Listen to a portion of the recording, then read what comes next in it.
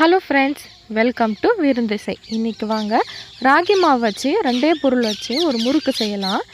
இதுக்கு நான் ராகி மாவு 1 கப் எடுத்திருக்கேன், பொட்டுக்கடலை 1/2 கப் எடுத்திருக்கேன். இந்த 1 கப்புக்கு 1/2 கப் வந்து கரெக்டாக இருக்கும். ஃபஸ்ட்டு பொட்டுக்கடலையை வந்து நல்லா பொடிச்சிக்கலாம், நல்லா நைஸாக அரைச்சிக்கோங்க.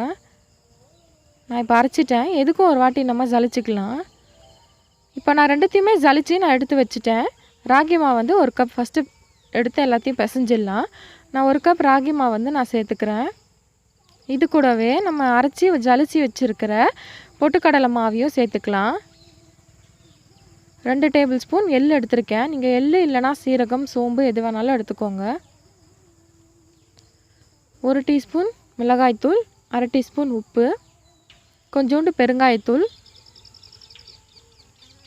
இது கூடவே 2 டேபிள் ஸ்பூன் எண்ணெய் விட்டுக்கிறேன். இது காய வைக்காத எண்ணெய் தான். இப்போ இது எல்லாத்தையும் சேர்த்து கலந்துடலாம். அதுக்கப்புறம் தான் தண்ணி விட்டு பிசையணும். இப்போ எல்லாத்தையும் கலந்தாச்சு. இப்போ தண்ணி விட்டு கொஞ்சம் கொஞ்சமாக சப்பாத்தி மாவு மாதிரி பிசைஞ்சிடலாம். இப்போ கொஞ்சம் கொஞ்சம் தண்ணி விட்டு பிசைஞ்சுக்கோங்க. நான் பச்சை தண்ணி தான் சேர்க்குறேன்.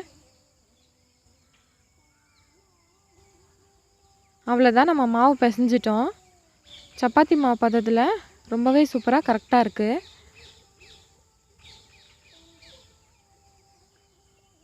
ரொம்ப கெட்டியாக பிசைஞ்சிட்டிங்க அப்படின்னா நம்ம பிழியும் போது கொஞ்சம் கஷ்டமாக இருக்கும், அவ்வளோதானே தவிர மற்றபடி டேஸ்ட்லலாம் எதுவும் இருக்காது.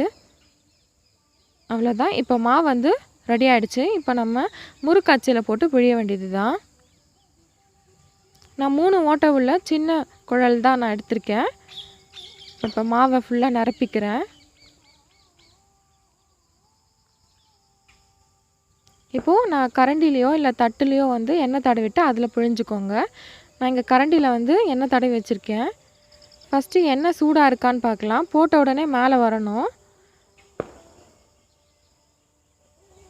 அவ்வளோதான், பாருங்கள், போட்ட உடனே மேலே எழும்பி வருது. இப்போ வந்து எண்ணெய் கரெக்டான சூட்டில் இருக்குது. நம்ம இப்போ சேர்த்துடலாம். நான் இன்னொன்றும் புழிஞ்சு காட்டுறேன். ரொம்ப மேலே மேலே மேலே புழிஞ்சிட்டே இருந்தீங்க அப்படின்னா வேகிறதுக்கு கொஞ்சம் கஷ்டமாக இருக்கும். அதனால் 2 சுற்று சுற்றிக்கோங்க போதும். இப்போ நான் எல்லா முறுக்கையுமே புழிஞ்சிடுறேன். அவ்வளோதான். இப்போ பாருங்கள், ஒரு பக்கம் வெந்துடுச்சு, நம்ம சலசலப்பு அடங்கிடுச்சு எண்ணெய். அதனால் இன்னொரு பக்கம் வந்து நான் திருப்பி போட்டுடுறேன். அரிசி மாவு முறுக்கை விட இது ரொம்ப டேஸ்ட்டாக இருக்கும். ராகி மாவு வாசனையாக ரொம்ப சூப்பராக இருக்கும். கண்டிப்பாக எல்லோரும் செஞ்சு பாருங்கள். இப்போ பாருங்கள், இது வெந்ததுக்கான அடையாளம் மேலே வந்து எண்ணெயை விட்டு மேலே மிதக்குது முறுக்கு. எந்த சலசலப்புமே இருக்காது. இப்போ நம்ம முறுக்கு எல்லாத்தையும் எடுத்துடலாம். ஏன்னா இது கலர் ஏற்கனவே ப்ரௌனாக இருக்கிறதுனால எப்படி வெந்ததுன்னுட்டு சிலருக்கு தெரியாது, அதனால் சொல்கிறேன். அவ்வளோதான், இது வெந்துடுச்சு, எடுத்துடலாம். எள் எல்லாமே பொரிஞ்சு கரெக்டாக வெள்ளையாக இருக்குது பாருங்கள், ரொம்ப சூப்பராக இருக்கும் சாப்பிடும் போது. அவ்வளோதான், நம்மளோட கிறிஸ்பான ராகி மாவு முறுக்கு ரெடி ஆகிடுச்சு. கண்டிப்பாக எல்லாருக்கும் பிடிக்கும்னு நினைக்கிறேன். பிடிச்சிருந்ததுன்னா நம்மளோட விருந்து சேனலுக்கு சப்ஸ்கிரைப் பண்ணிக்கோங்க. நான் உங்களை அடுத்த வீடியோவில் சந்திக்கிறேன்.